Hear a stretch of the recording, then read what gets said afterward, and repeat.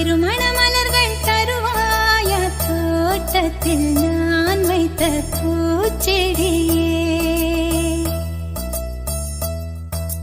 தினம் ஒரு கனியை தரு